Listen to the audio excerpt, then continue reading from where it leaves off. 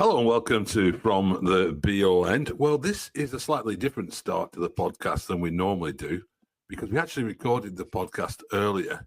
And then, after the lads were getting ready for bed in the UK, the news came out that the Bash is back. Ashley Barnes re-signing to Burnley.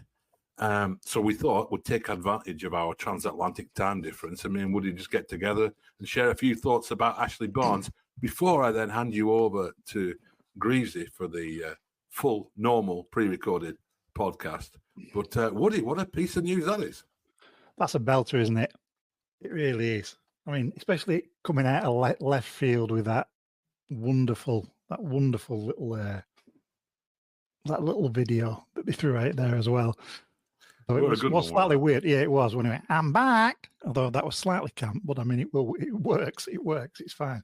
But it is, I must admit, he never should have gone in the first place. Let's get it right. I think it was a mistake by VK to get rid of him with regards to the influence around the changing room. I mean, there are rumours saying that he had too much of an influence with regards to the changing room. But I think with all the young lads that we've got now, I think he'll be a great asset and an influence. And we know what's going to happen on Saturday now, don't we? We know exactly what's going to happen on Saturday. Well, Norwich has been a sort of 20-minute off the bench, man. 20 minutes off the bench at Ewood, that's time enough for him to come back one into. Yeah. I mean, when he turned the season around last time, when we thought he could no longer play, and he spent up until November reinventing the way he played, learning the system, etc. And from those 2 goals that he bagged, he was a completely different player. He managed to play that number 9, and he was the first guy on the sheet. So he's a smarter footballer than we give him credit for. He's an exceptional presence. He's the master of shithousery, and even if he doesn't get 20 minutes for the rest of the bloody season, if he's going to wind up doing his badges and coaching for us at some point, I can't see it being anything but a net plus positive and whatever we want to call it, as long as we sign somebody else, obviously. Well, that's it, isn't it, really? I've seen a few people saying, Ashley Barnes isn't the answer. I don't think anyone thinks he is the answer, but he can only help, can't he? I think, really. I mean, as long as he comes in and makes a difference in the dressing room, does all that, comes on to mix things up for the last 15 minutes, we know what he can do. Put a bit of fire in the bellies at the right moment. Maybe 1 or 2 players need to learn how to master that side of things, though. Well, I mean, he went from being a Hannibal type character, didn't he? He was a bit of a hothead at Brighton. He had that thing with Gus Poyet, didn't he, where he tripped the ref up, etc., and he got that 7-game ban and all that kind of business. And he came with a bit of a reputation, didn't he? But he managed to turn that around. He managed to channel that quite nicely, and it'd be lovely for him to take Hannibal under his wing and say, "Look, son, this is how you shit house. Don't show him how to stamp properly. This is how you get it. This is how you get into the guts and into the head." So he's a shit house mentor. That's it. Yeah, that's exactly what he's coming as.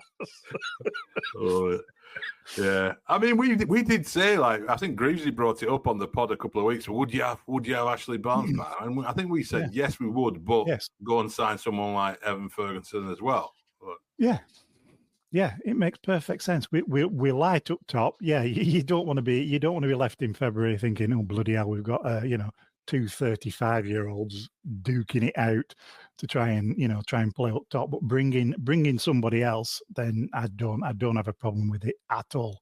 And I think it's extremely smart, even though it's short term, of Parker to at least understand the potential and what it could bring. It does make you wonder about that conversation they had at the end of the game against Norwich, doesn't it? With the cameras caught it, didn't it? Yeah, it wasn't just a "hello, how you doing?" That was a arm around the shoulder chat. Do you fancy coming? He knows. They knew. Yeah, I mean, there is an assumption that he's finished because he's not set the world on fire at Norwich and so on. But he's been involved at Norwich. It's not like he's been on the fringes totally. And well, yeah.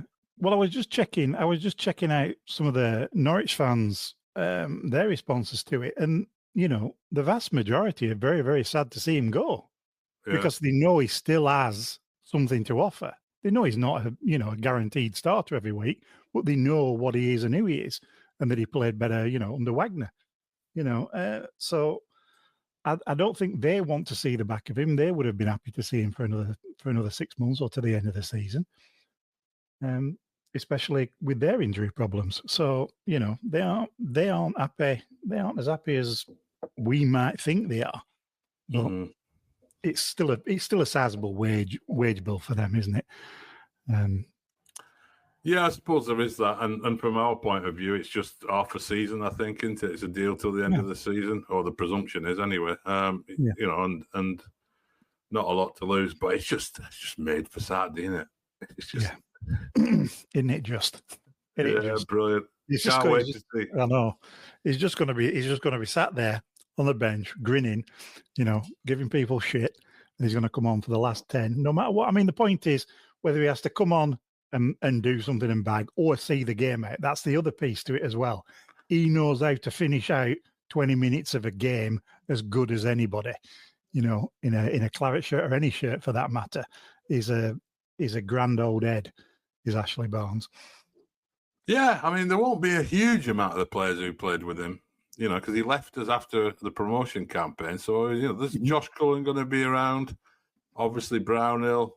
There's a decent core there of people who will remember him, but there'll be quite a few, and Connor Roberts, obviously. So he's part of that leadership group, you would imagine. Exactly. Now, Yeah, definitely. He'll come in as part of that, like you say, that leadership group, won't he? And you can't imagine that anybody else won't warm to him. That's the point, isn't it? He's just one of those fellas. Yeah. No, it's great. It's great. I mean, these things so often don't really work out in football, but it'd just be wonderful if we just got, a bit like when Thierry Henry went back to Arsenal, didn't he? For that little cameo at the end of his career, Yeah. I mean, we are romanticising it a bit, and perfectly damn well, he'll come on, have an absolute mare, pull a fetlock, and we won't see him again till end of season, will we? But we'll see. We'll drink for a couple of days. Well, it will, exactly. Yeah. It's and you wonder what it says about Alan Pace and the project and the the style, but it's a degree of pragmatism to bring in. Barnes, he's maybe exactly. He's maybe salon fee is not going to be. Well, he's not going to have one, is he? That 30% salon clause. No, but you can see that he was obviously around towards the rumours beginning of the season that he was after some kind of coaching role, wasn't he? With Jack Cork at the same time, so he wants to get back in the Burnley fold, and he wants to be a coach, so he wants to be backroom staff at some point. So it makes perfect sense, doesn't it, for him just to do this little thing for 6 months and then wheedle his way into that as a role. It's weird, isn't it? When you see Ashley Barnes leave, Jack Cork leave, Goodmanson left and came back as well, didn't he? So they won't go, some of these lads, will they? No. Can't leave the place. It's that Burnley factor, isn't it? Yeah. Love it. Right, so that was it. That was, that was worth it, wasn't it? Well, we thought we can't not mention Ashley Barnes coming back to Burnley in the podcast. But there is a full podcast waiting for you now, don't worry, with no mention of Ashley Barnes at all, recorded before the historic news broke. So I'm going to pass you over now to Greavesy and the rest of the crew for the regular podcast. Cheers.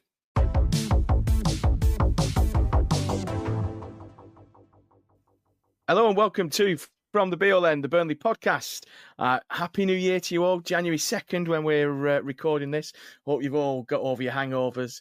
Not quite sure Burnley 0, Stoke 0 did very much to help the hangover. I think at one point I almost nodded off in the James Hargreaves upper. Such was the fare on display.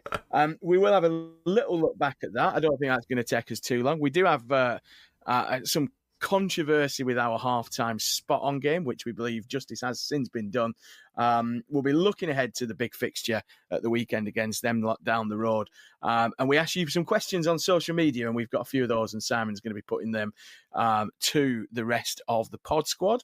I'm Andrew Greaves, just mentioned Simon Evans. He's with us. Full pod squad tonight. Justin Connolly, Paul Woodhouse and Chris Borden, spread far and wide, both in Lancashire and further afield. Let's start with Stoke then. Chris, you were sat not a million miles away from me, and I think at one point we were both kind of almost orchestrating where we wanted balls to go and things like that. There was a frustration, shall we say, with some of the build-up play, and some of the play, wasn't there, Chris?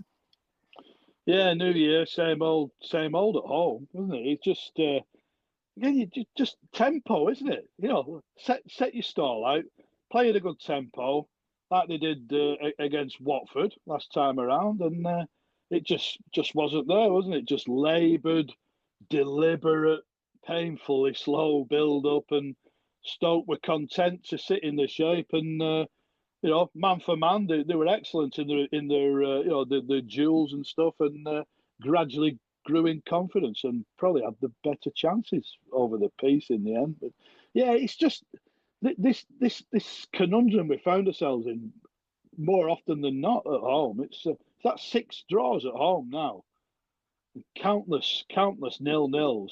This failure to be able to open up, you know, the teams in the bottom half of the table, which could prove costly come the end of the season. You know, you're looking for the likes. You know, you obviously shook his starting 11 up with the amount of fixtures in a short space of time, and you know, people. I don't think Sarmiento grasped the nettle really. I thought he was poor. You know, you're looking for him to sort of orchestrate things and get things moving. J-Rod, you know, is coming for some mistake, but I don't know what you can do with the paucity of ammunition that comes his way. He's got nothing to feed on whatsoever. Koleosho took a bit of stick, but I thought, you know, again, you know, when the ball don't come your way, he's looking constantly to spin in behind, and he, you know, in acres of space he would have been, and yet the look in the other side for Anthony, who was outpaced by the Stoke right back, who had an eventful afternoon, it should be said. But yeah, it's just when you seem to take a real step forward, you know, we tend to take one backwards. It's almost like at a lower level watching like the Brian Law's team in the Championship, where you sort of more knocking on the playoff door than, you know, this time we're knocking on the automatic promotion door. But just when you seem to think they've clicked, there's something in the makeup that suggests they're not quite, you know, equipped to make that final step. Yeah, and Simon, I think, you know, we talked, and Chris mentioned there the shuffling of the pack and the different players. We almost stumbled upon a bit of a system, hadn't we, with Hannibal giving us a bit of energy out wide, that allowing Brownhill to push further up into that kind of favoured number 10, almost, you know, 9.5 position perhaps for Brownhill. We lost all of that momentum, didn't we? We lost all of that.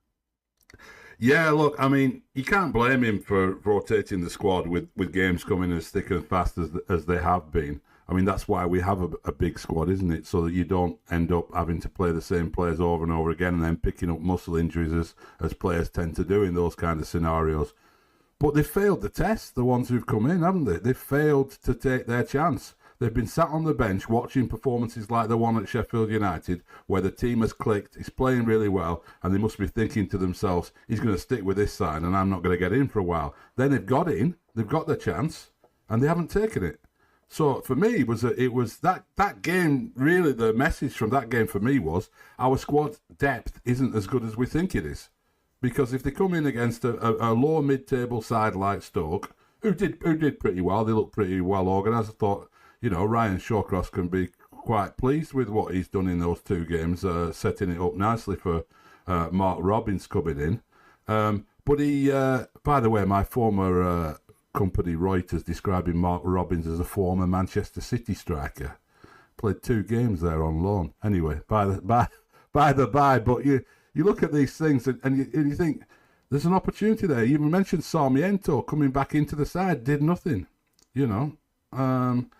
Players just didn't step up, and it was painful. I do feel sorry for the Turf Moor crowd who are basically missing out on all these great performances that we've had away from home. These good performances like Sheffield United, because we only seem to deliver them away from home, and it is a bit of a conundrum. But a lot to think about for Scott Parker, really, because we can't afford a performance like that against Rovers. No, and Justin, I mean, we've sat through quite a few forgettable afternoons and evenings at the Turf. I really struggle to see how we're so different at home and as we are away from home. Is it the atmosphere? Again, I thought the crowd was very quiet, but again, we've discussed that chicken and egg, isn't it? When they go with purpose and play with purpose, that lifts the crowd like we did against Watford. Do you feel there's too much pressure on the home performances, and that's leading to this much more cautious, perhaps, way of playing? Because there's, clearly there's talent in that squad. Clearly, we're able to get a tune out of a lot of these players, but it's just at home. It feels like there's a real kind of almost fear of the fear. Not wanting to concede. Because again, we didn't really look like conceding. But what do you see as the big issue between home and away performances? It's difficult to put your finger on it, isn't it? Because it's not like, it doesn't feel like there's the crowd are putting a lot of pressure on the players during the games, does it? It doesn't feel like there's a lot of disgruntled fans in the crowd, responding poorly to, the various situations that go on. I mean, I think Simon said it then. It was a different side. It's a different side, and it's not just 4 changes is quite a lot, I think. A couple of decent away performances, and some promising signs. And the 4 changes doesn't just change what happens in those positions; it changes what happens in other positions as well. Brownhill's asked to do a slightly different job, isn't he? And when he's been your main threat, and he's not been given that opportunity to get forward in the way that he normally does, then it has a knock-on effect all over the pitch. Your wide players are playing with different full-backs sometimes, so that partnership doesn't work in the same way. A lot of it is about the partnerships. When you break those up and move people around the pitch, it does, it just tend to upset the rhythm. But we've basically gone back to the team that we were playing before, when we were playing poorly and when we were aimless and had no direction and no urgency and aggression. And so I don't know. Can we be surprised that we've gone back to that way of playing with that same team? I don't think so. That was a game we should have been winning comfortably, and we came perilously close to losing it, which is, like Simon says, a bit of a worry for the depth of the squad. But I think it gives us more information about where we should be going next. Yeah, and Woody, I mean, we've kind of tried to solve various conundrums, and I know, we'll again talk about January perhaps a little bit later on, but the biggest one for me at the minute is Koleosho, and as Chris mentioned, there's acres of grass behind fullbacks that you just want that ball to be pinged into. I think back to last season, Brun Larsen breaking free, scoring against Sheffield United. That even in games where we were poor against miles better opposition, we were still finding plenty of kind of opportunities by sticking it towards the corner flag and saying to a fullback, you know what, if you want to get this ball clear, you're going to have to beat me in a foot race. And you would still back probably both Anthony and Koleosho to beat most Championship fullbacks, wouldn't you? Yes. The problem with Koleosho, as he showed for the first 25 minutes yesterday, is his inability. He's sometimes his first touch, those little passes that we've seen in the past 3 games, other players playing, he cannot play. He does not have the same touch as Anthony. He waits a ball like a lunatic. when it's not going for him.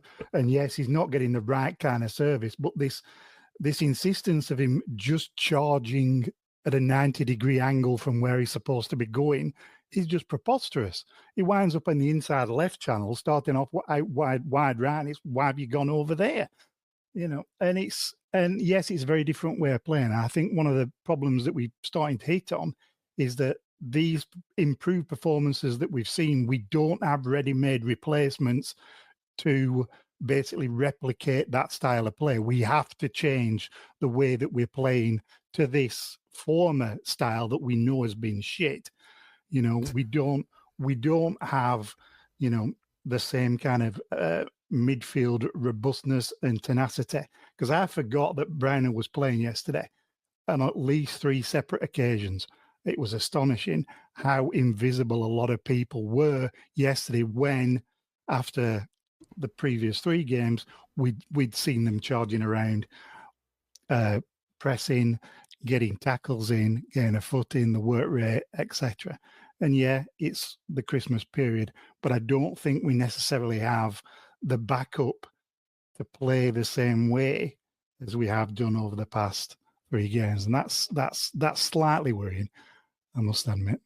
I love that weighting it like a lunatic to describe a pass. I think that's fantastic. He's also suggesting that the Brownhill Ghost is back. Well, I didn't want to say anything. I was going to let that kind of let that slide. But I think that's right. I mean, he becomes very anonymous when he's asked to play as part of a central 2, because his game, as we've discovered when we play him in the right position, is much more than that. We want him to be in that box. He had a chance. He hit it well, right at the death, literally almost, penultimate touch of the game. And then Laurent's header, onto the top of the net rather than towards it. I think he hit that all wrong. But Chris, I mean, one player we're going to be without for the Rovers game and for the following 2 after that, Reading, I think, and Sunderland, is Hannibal. I mean, he had a kind of brilliant last few games, really, in terms of kind of, keeping his temper down and being, chasing with purpose and haranguing and getting some nice touches. And he's clearly a good footballer. But I mean, it was slightly stupid of him to use the Stoke right back as a springboard to go and get a football off the pitch, weren't it? I mean, sent off for a stamp. It looked as clear as day from where I sat. It was directly underneath me, and it's just that ludicrous. Like, why would you do that as a footballer? Well, you're bringing an emotional footballer on into a game which by that stage was beyond frustrating. And Stoke had sort of, all the dark arts that we were used to seeing from a Tony Pulis side, they were employing them. You could tell Ryan Shawcross had, he'd obviously been around the Stoke, the glorious decade in the Premier League, Europe Cup final, etc. He knows all the tricks of the trade, and his side employed every one of them, yesterday. And yeah, let's be fair. I'm not going to excuse him. But the right fullback should have been off the pitch for a second bookable offence a few minutes earlier. And I'm screaming at him, don't foul, don't foul, don't foul.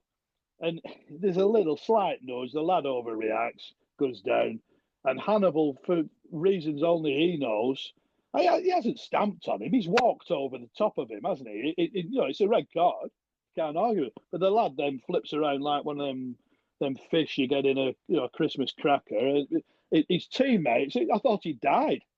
His teammates are like running around haranguing the referee. I'm like, what on earth's happened? Good grief! But it's nonsense, but he's a young lad, and I think a lot of people think he was a walking red card, and he's got one, and he's going to miss 2 huge games now. That he would. Going off the success we've had when he's played sort of on that left-hand side, he would have played it, and he'd be a big miss. But, it's a lesson he's going to have to learn. And if he wants to be a part of this side going forward, he's going to have to learn pretty quickly. But, it just added, it almost was like a smoke screen for the performance in a way. It just sort of, all the attention on social media was directed to him, and there were a few knee-jerk reactions, the lad is a talent. He does, he needs to add a bit more, in way of an assist as a goal threat. He started to look like that against in Watford. Watford when he's involved in both goals, but we need more of that on a regular basis and less of this sort of Cantona-esque red mist descending from time to time. Yeah, and Simon, is it a bit of a blessing in disguise that he's not going to be in that kind of tinderbox atmosphere of Ewood Park on Saturday? Or is he the kind of person when you perhaps come off the back of a disappointing performance, you kind of look to in games like that? It's a difficult one, isn't it? Because we've seen it so many times, haven't we, in derby games and, not just Burnley Rovers, but others. I'm kind of the opinion that I'd really would have liked Hannibal to be there or thereabouts to kind of wind them up and have that little bit of shithousery that we miss from not having Barnsley anymore. I think it's a blow that he's not going to be involved in that game from a tactical point of view, first of all, because having him out on the left worked. It worked really well in those away games, especially, and we're going to be back to work playing with two wingers, presumably. I mean, as Chris was saying, there aren't like-for-like replacements for everyone. And what could you do? Could you, do you put Masengo in and ask him to play out wide, and just keep the hair effect out there and, put some doubt in the defenders' minds when that, big frizz is running towards them. But, it's like, I don't know. It's like, it's a blow from that point of view. Now, would he have been able to handle Ewood without getting sent off, is what you're saying, isn't it? Well, if he can't, then we've got a real problem. If we're having, are we saying that if he hadn't got red carded, we'd rest him for the derby because he'll probably get sent off? Well, he's a right mess in that case, isn't he? No, he's got to learn to get through games like that. And a bit of shithousery is all right. That weren't even shithousery, though. That was just pathetic, really. I mean, like Chris said, he just walked on top of the guy. And then, the look on his face, he was like, oh, yeah, obviously I've been sent off. There were, no anger or dissent or, come on, I've done nothing or anything like that. He knew what he'd done. He knew it was stupid. I mean, what's going through his head? He's not hurt the guy or retaliated against him or it's not hot-headedness in that sense, is it? That the guy's, really, stuck an elbow into him and he's reacted quickly or something. He was just really, really stupid and lame. So, he's obviously going to have had a chat from Parker. You would have think Parker didn't sound very impressed at all on the interview. No attempt to make excuses for him, Didn't say that he just walked on him rather than stamped on him. He just said, you can't do this. And he's let his teammates down, and he had done. So he does deserve a bit of stick for that. I don't think, we don't like seeing players picked on or anything, but he deserves some criticism for that, and he needs to get something into his head. Because, if he had been playing at Ewood, he would have been provoked because teams know he's a bit like that, don't they? And he came with a bit of a reputation as well. I think when we talked about him at first, people were saying, oh, there's question marks over his temperament, and there still are question marks over his temperament. So it's a blow, really. We're going to have to, I don't know if come up with something else or go back to playing with Koleosho on one flank, and Sarmiento or Jaden on the other. So it's a blow. Yeah, and just before we move on to looking at the Rovers game in a bit more depth, there was much more controversy about our halftime activation, to give it its proper title, because that's what clubs do now. They activate stuff at halftime. It's usually a kind of 3-question shit interview with a former player. What do you remember about coming here? What was your favourite moment? Are you still involved in football? We know Andy Payton's answer to all that because he told us all that on our podcast, but there we go. But we have got this new game called Spot On, sponsored by some cryptocurrency nonsense. And the whole premise is you kick a ball from the 6-yard line, and you've got to land it on the half, on the centre spot. And to do so, you win ever-increasing amounts of money depending on how much people have fucked up in previous weeks, etc., etc., etc. Anyway, on Saturday, yesterday, New Year's Day, there you go, some guy hit an absolute beauty. I mean, some of the efforts have been woeful over the last kind of few weeks. So the prize money was $2,000. he hit his kind of effort, and it landed to pretty much everybody in the stadium, including the person who works the big screen who flashed the words "winner" on the big screen, in the red winner zone. The red winner zone has winner 3 times written in white, but within the centre of the red winner zone, there is a white dot. Now, the club, including our old mate Bobby Ball, he of Drumgate and various other incidents, shall we say, our friend Bobby suddenly decided that that wasn't good enough, getting closer than any bugger's got at any point, and offered the lad some hospitality tickets, which is what the winner of the closest to the centre spot usually gets. Cue lots of boos, me shouting abuse at Bobby Ball from high up in the north stand, my usual chant of rubbish and you don't know what you're doing and things like that. I have to admit I was pretty much on my own at that point with those chants direct aiming at Bobby Ball, but there we go. But now apparently Charlie Kieran's 47 BFC on Twitter has revealed that the club have backtracked. He says, just had a call from the club. They've awarded me the money thanks to everyone on Twitter. They've said in order to win the money, it has to be in the white spot. So they've basically kind of renegotiated what the rules are. But there we go. Just when you thought things were getting better and Bobby had found his How to Run a Football Club match day experience book tucked down the back of his sofa, they've managed to screw up the halftime activation. But what do we think? I mean, it's one of those really kind of simple things to get right, isn't it? You know what I mean? If everyone cheers and someone puts winner on screen, just give him the $2,000 for Christ's sake. I've been watching the darts, right? I don't notice around that little hole in that little circle in the middle called a bullseye. I don't notice another area around it outside saying bullseye on it, covering the other zones on the dartboard. What a ludicrous! How can you have winner written on something and then you don't win when you go in the winner zone? And I mean, I haven't seen this. Obviously, they don't show it on TV. Maybe they should. We'll have a quick word with CBS and see if they can zoom in on it for the next home game. It could be quite entertaining. The worst thing about it was it led to a really weird opening for the second half because the TV coverage came back on and everybody was booing and everyone watching at home on TV must have been thinking, what's going on here? Why is it why as a supervillain suddenly appeared somewhere? Well, maybe he had. Were they the only boos of the afternoon, like even after that performance? Was it?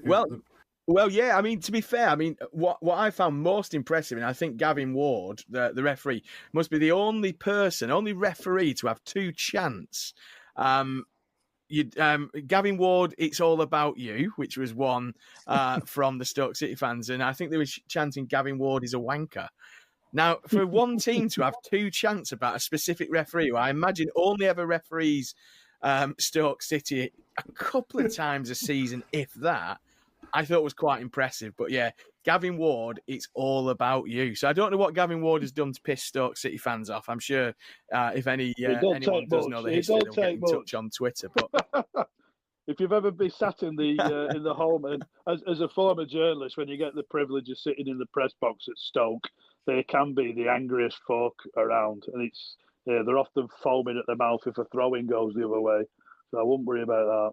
Too many oatcakes, innit? Too many oatcakes, I think. Talking about frothing at the mouth and absolute terrible sets of people, we have to go to Ewood Park on the Saturday for the early kick-off in the Championship against Rovers.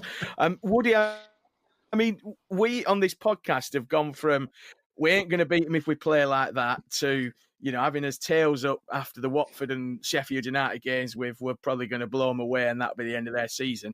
It's a bit like the home game. It's quite tough to call into this one because, yes, their results, you know, they lost at home to Hull City, got a good result against Leeds on New Year's Day. It's kind of set up to either be a 0-0 board draw or an absolute ding-dong battle, isn't it? Yeah, it's a spicy bitch, but it's guaranteed to be 0-0. It's going to be as dull as dog shit. Let's just go that angle without getting too excited about it. But I mean, they haven't got Cantwell or Shasha, have they? I mean, and they've like you say, they've had a little bit of a bad trot these past 4 games. But I must admit, it's probably one of those that you're feeling a little bit more nervous about than you have done in prior seasons. They've got a little bit more about them. They're a little bit more robust. They've got some more dark arts, and Eustace has them firing. And there's absolutely no way at their place they don't want to get a little bit of payback for that last effort. So I genuinely don't know, but sneaking towards a rather dour 0-0 that they'll obviously take as a win because they're a bunch of pricks. Simon, I mean, would you take a 0-0 if I offered you a 0-0 now, just to kind of almost keep that run going in terms of us being undefeated against Rovers in such a long time? Oh, I don't like saying I'd take a 0-0 at Ewood, but the way we played against Stoke City, was that a one-off blip in our progression chart, or was it a sign of some underlying problems with that team and limitations that we've seen many times before? If we're going to be playing like that, I'll definitely take a 0-0, But I'm hoping that the occasion gets to people in the sense that it isn't a well-controlled performance for once, just from an entertainment point of view. Because I can tell you, it's a lot harder to stay awake when you're lying on your settee in Miami than it is sitting in the James Hargreaves stand watching Burnley. But it's like, I'm hoping it's a ding-dong. I'm hoping it's a crazy one, and there are some cards, and there's some goals, and there's some controversy, and it's a proper derby, and we come out with a win. But yeah, I think I would take a point on the basis of what we've just seen. Yeah, there's a few kind of infographics going around. I think they're a little bit rattled. There's apparently a Blackburn podcast called Blackburn End Pod on Twitter, who's put out a infographic that says league dominance. Burnley have only beaten Blackburn 5 times in 46 years. It's 620 days since Burnley last beat Rovers.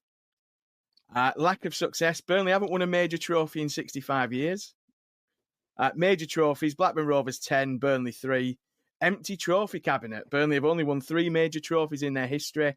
Premier League all-time standings, Blackburn Rovers 12 with 970 points, Burnley 28 with 349 points, and then highest attendance 24-25, Burnley 21,042, Blackburn 24,961.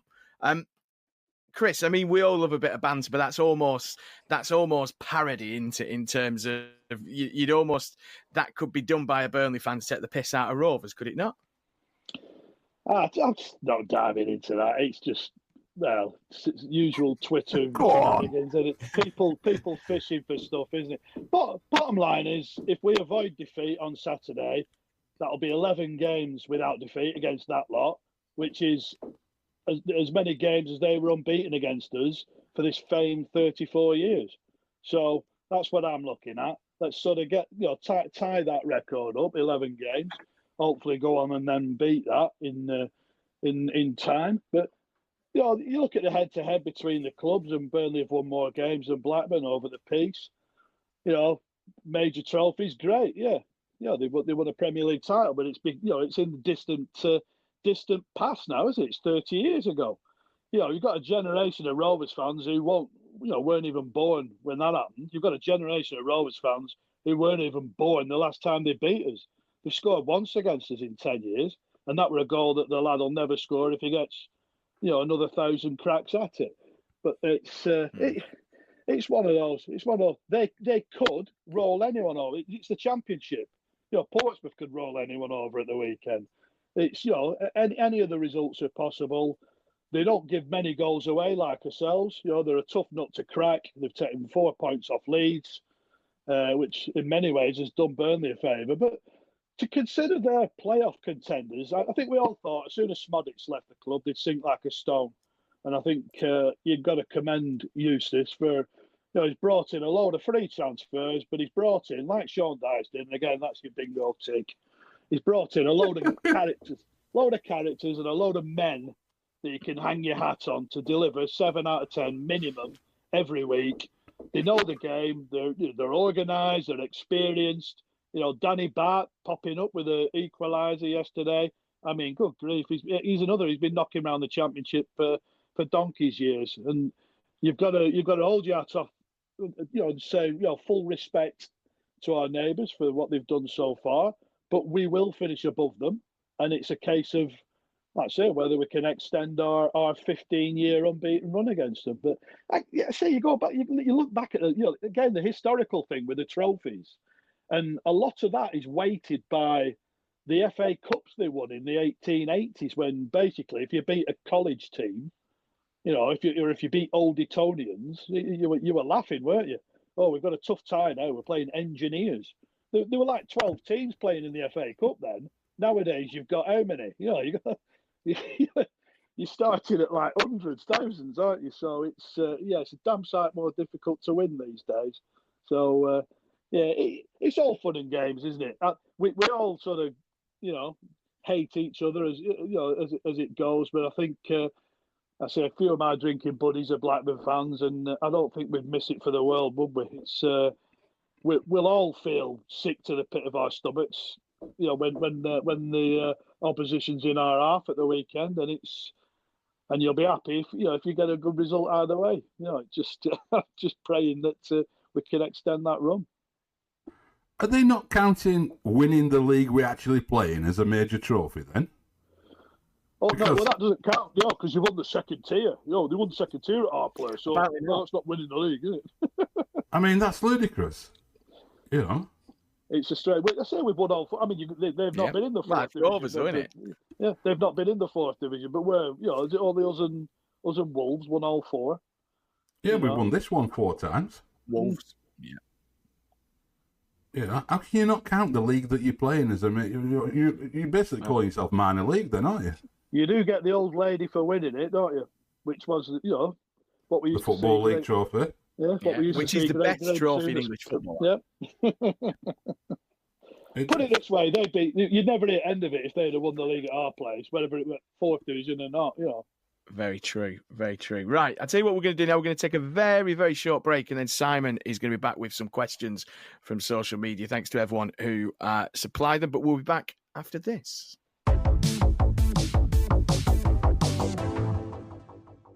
Right, yeah, so we did ask you to have your say and come in with your questions and comments. A little bit more comments than questions, and some of the questions we've sort of touched upon, such as some of the Colliosho stuff. But let's have a quick look, and then I'll throw them over to the panel. Dave H. says, why are we so slow in the build-up? Trafford takes so long to get the ball moving from goal kicks. It's like we're seeing out at 1-0 when we're stuck at 0-0. Seems a real lack of tempo. I think a lot of us would agree with that, but why? That's an interesting one. Anyone have a theory about why we've become so slow in the build-up? I think it's an idea behind control, isn't it? He's trying to control the possession, and you get that Parker was probably one of these that put his foot on the ball, who got shouted at, when he was younger, to take the sting out of a game. And it seems like that's his entire coaching philosophy, just take sting out at game. And sometimes it becomes so passive that it becomes stationary, doesn't it? The idea isn't to go bombing at sides, it's to be able to kind of control a game. And I think sometimes we see that. It's what we've seen this season. Yeah, I think that's true. Daz Moggy, who's a very loyal listener, says, can we all just agree, this is going to be controversial, can we all just agree that J-Rod cannot pull on the claret and blue again in the league? All good things come to an end at some point, unfortunately. Chris, you sort of touched upon that by saying that he didn't get much service, but is that a harsh take from Daz, do you think, overall? Slightly.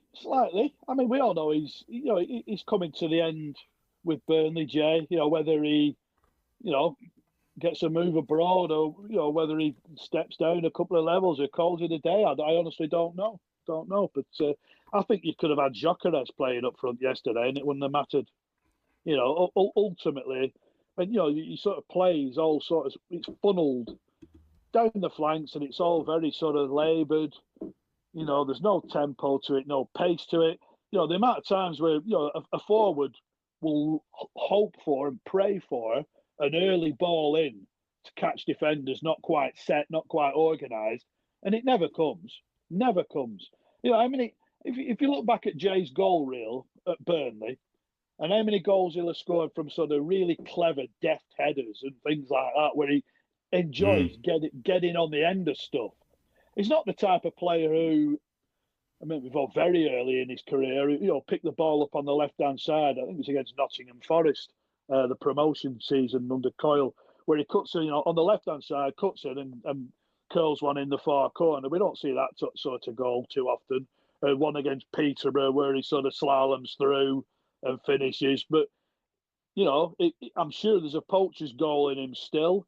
You know, if you got a penalty kick, I'll tell you what, the referee points to the spot of the weekend. There's only one player I want taking it, and that'd be J-Rod. But I just think the way we've played, particularly at home, it's just not set up for that sort of, you know, for Jay's game, really. And, you know, do you want to...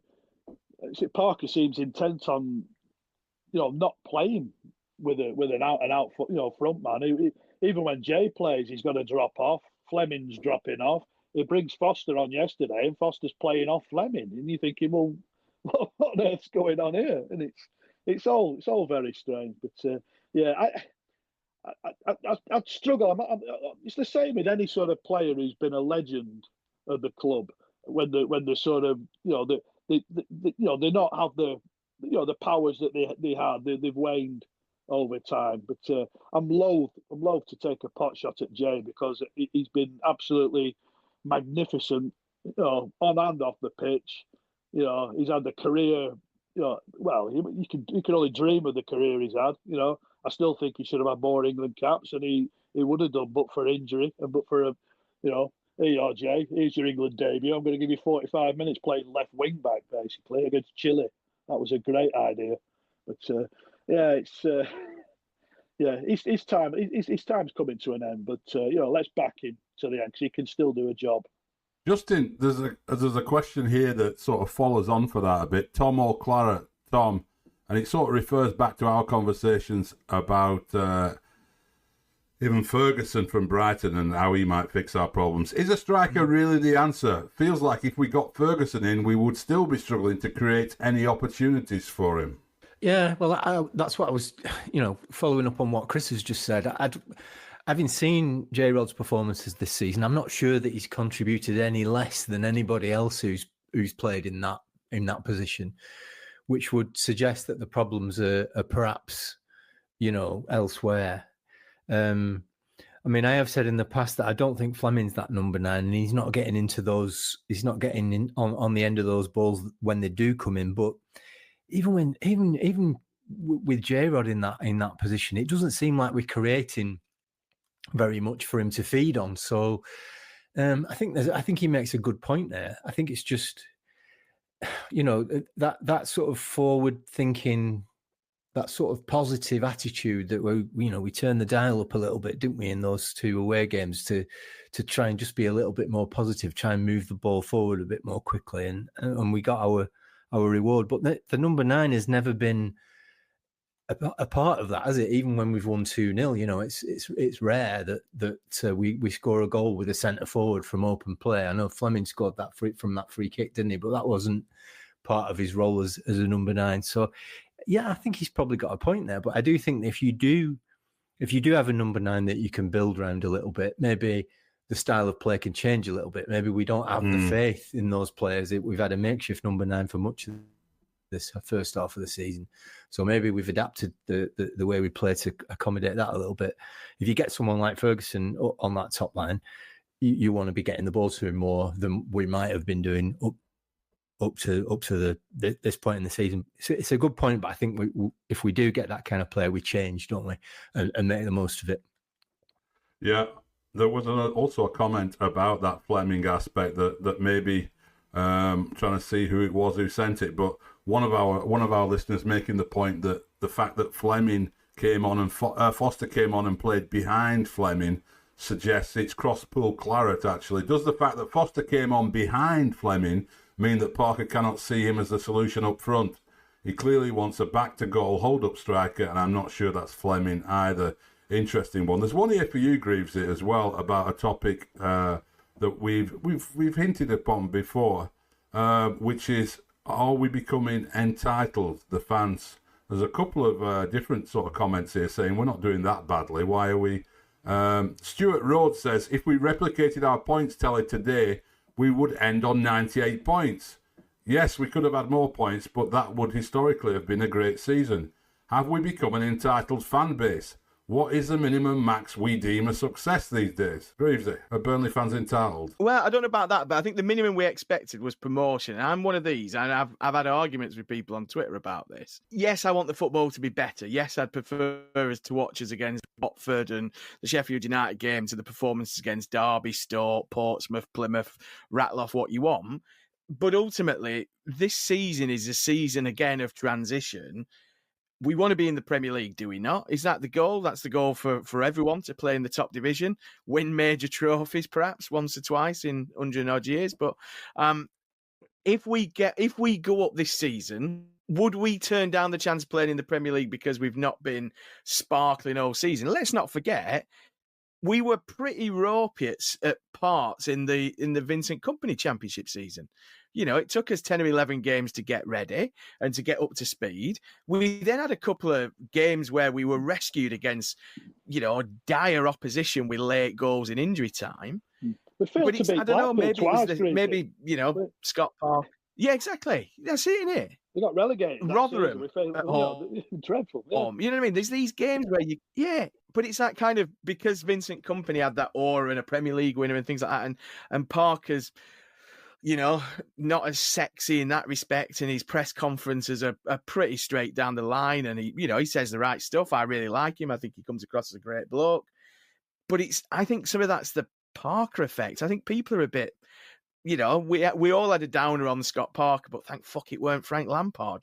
That's all I can say. You know what I mean? It's that kind of, let's be happy that we're second in the table. The Championship's not great this season. There's a lot of cloggers. We're struggling to break them down, but when it all washes out come April, May, we'll still be top three.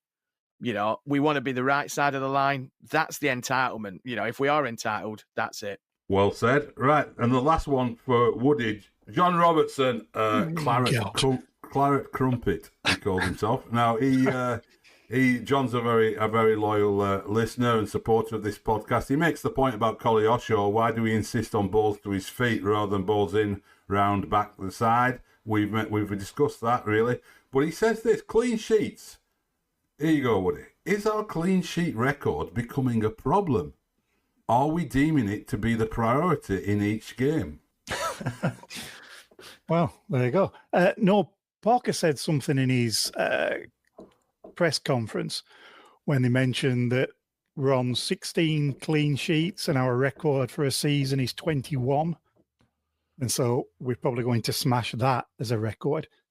And it's kind of, if you aren't going to win a game, are you going to be happy with a 0-0? And there is an argument to say yes.